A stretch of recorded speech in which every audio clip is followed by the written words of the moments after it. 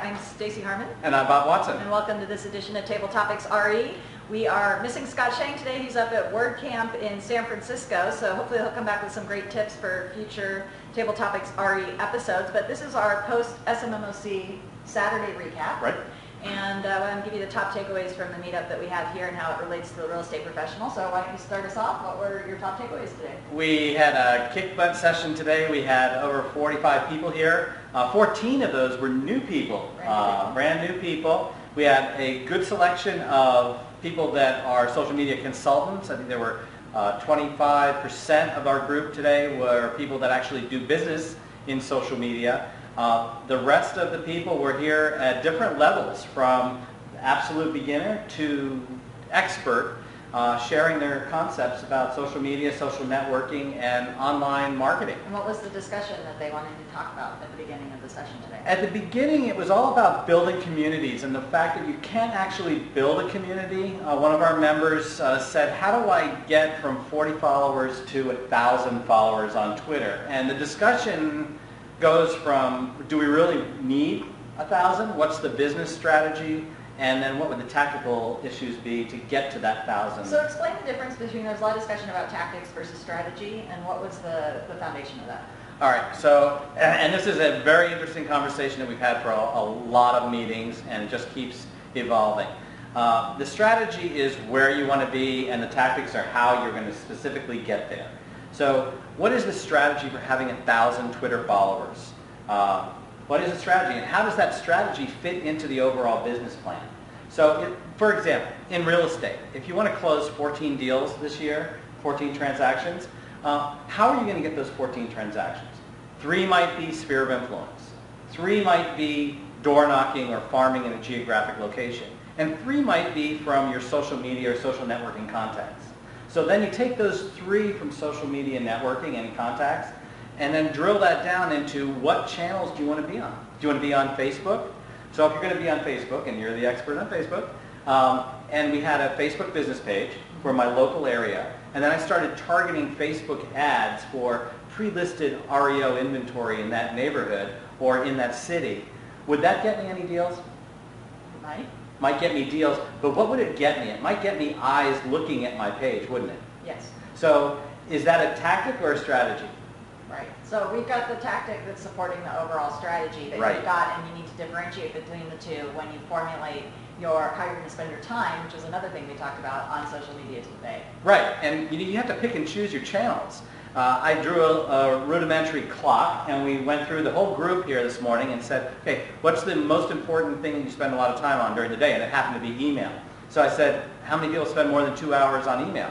A lot of people raised their hands. So I blocked off 2 hours of email.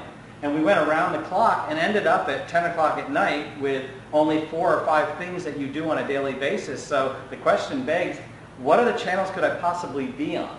Right. Which comes back to what we talk about all the time, which is you have to have that underlying strategy so that you can pick and choose the right tools and tactics in order to execute on your strategy. And there's no right or wrong answer necessarily for it, but you have to do that for your business and for your real estate practice. So again, a reoccurring theme here at SMMOC. And let me just interject. The cool thing is, and that is that it's a reoccurring theme, but the repetition is learning, and the different faces and the different viewpoints that come every other Saturday when we have this helps everyone to evolve the strategy. That's right. Okay. What did you learn today? So I wanted to go through 3 really specific things because I thought that there were some good takeaways. We have a system called No Question is a Dumb Question.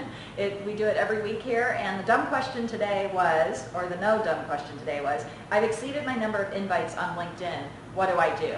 And the first thing we needed to know was there was a difference between connections and invitations. And if you need more invitations, which are limited, there's a cap on it by LinkedIn, you can actually contact LinkedIn, and they have a process for upping your number of invites, and there's no charge for that, is what we learned today. So that's an easy resolution. We also discussed Clout, which is the online influence, measure of online influence, KLOUT.com. We'll put a link to it below. I had attended a great webinar by Ben Kinney and the IMSD crew this week that interviewed Megan Berry of Clout. She's the marketing manager there. And we talked about some of the top takeaways from that are that, number one, Clout really values Twitter and being retweeted, and we think that there's a difference between the old school retweeting and the new school retweeting. And old school retweeting would just be actually retweeting without any modifications to the tweet, and some of the opinions of the group were that that is favored more heavily by clout, as opposed to actually editing the tweet or the retweet that you send, which converts it more into the mentions category. So kind of a technical nuance for those of you who are heavy Twitter users, but one that you may want to check out if you're looking to get a stronger clout rating. And then also we talked about Hootsuite as a great tool, and I brought up that I had talked to the Hootsuite CEO, Ryan Holmes, when we were at the Inman conference a couple weeks ago, and I asked him, for those of you that are doing scheduled updates for Facebook, you may know that you cannot schedule a photo update. And as we know, photos are one of the most engaging forms of content on Facebook, and so certainly scheduling a photo update is desired, but it's not possible right now with Hootsuite or actually any of the scheduling platforms. He said it's coming, so he told me to be patient and that they're working on it, and I thought that was a great little tip for those of you that are using this tool to kind of manage your social media content strategy. And so stay tuned, it's coming, and I give that a big thumbs up. So thank you to Ryan for that piece of information, and I think that's pretty much well, actually one more thing, I don't want to take this too long, but Mela Claro, at Mela Claro on Twitter, came up to the board today, and we had a lesson in economics. Lesson in economics and social media ROI, which was really great. I took a video of that, so it's on my Twitter stream at TopBrokerOC.